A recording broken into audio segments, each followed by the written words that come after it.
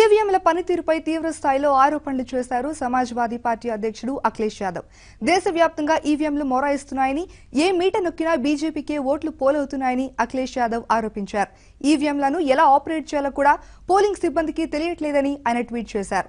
దేశవ్యాప్తంగా మూడో విడత పోలింగ్ లో 350 పైగా ఈవీఎంలను మార్చారని ఆయన అన్నారు.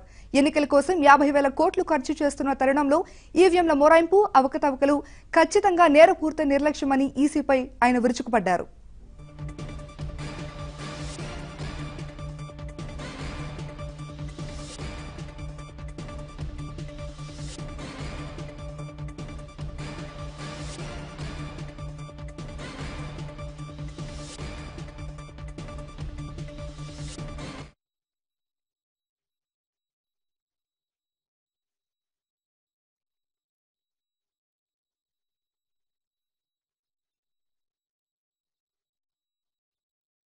मशीनें खराब हो जाएंगी और इतने बड़े पैमाने पे खराब हो जाएंगी और प्रशासन ये कहेगा कि हमने ट्रेनिंग अच्छी नहीं दी है। इससे बड़ा दुर्भाग्य लोकतंत्र में कोई नहीं हो सकता है, जहां इलेक्शन कमीशन ने इतनी जिम्मेदारी से सरकारों को बताया कि वो मशीनों की रखरखाव देखभाल अच्छा करेंगे, लेकिन सोचिए प्रशासन ने कैसी जिम्मेदारी निभाई है कि सबसे ज्यादा 300 के लगभग मशीनें खराब हो गई। रामपुर में, मैनपुरी में भी सुनने में आ रहा मशीनें खराब हुई हैं। जहां जहां देश में चुनाव हो रहा है मशीनें खराब हो रही हैं। तो अगर आज डिजिटल इंडिया की बात करने वाले लोग क्यों मशीनें खराब कर रहे हैं? कहीं न कहीं धोखा न हो जाए, इसलिए मैं चाहूंगा इलेक्शन कमीशन से कि ऐसे लोगों के खिलाफ कार्रवाई हो और सख्ती से पेश आए जहां पर मशीनें खराब हो रही हैं। మూడో దశ పోలింగ్ లోను పలు రాష్ట్రాల్లో ఈవీఎంలు మొరాయించాయి. గుజరాత్, కేరళ రాష్ట్రాల్లో కొన్ని పోలింగ్ బూత్లలో ఈవీఎంలు ఉదయం పనిచేయలేదు. పలు బూత్లలో ఈవీఎంలు మొరాయిస్తున్నాయని కేరళ సీఎం పినరయి విజయన్ ఆరోపించారు. తిరువనంతపురంలోని ఓ బూత్ లో కాంగ్రెస్ కు ఓటేసి బీజేపీకి పోలైనట్లు ఆరోపణలు వినిపించాయి. దీంతో ఆయా కేంద్రాల్లో కాసేపు ఓటింగ్ ను నిలిపివేశారు.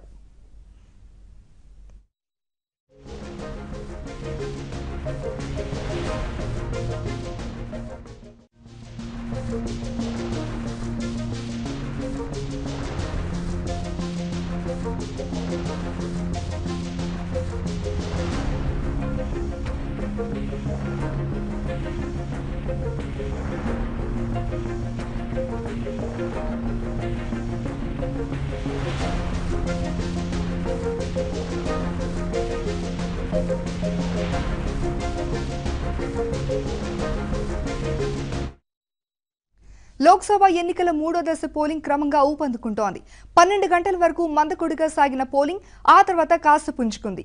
12 గంటల వరకు దేశవ్యాప్తంగా 25% పోలింగ్ నమోదైంది. అత్యధికంగా బెంగాల్లో 35% ఓట్లు పోలయ్యాయి. గుజరాత్, బీహార్, కేరళ, అస్సాం, గోవా రాష్ట్రాల్లో 29% చొప్పున పోలింగ్ నమోదైంది.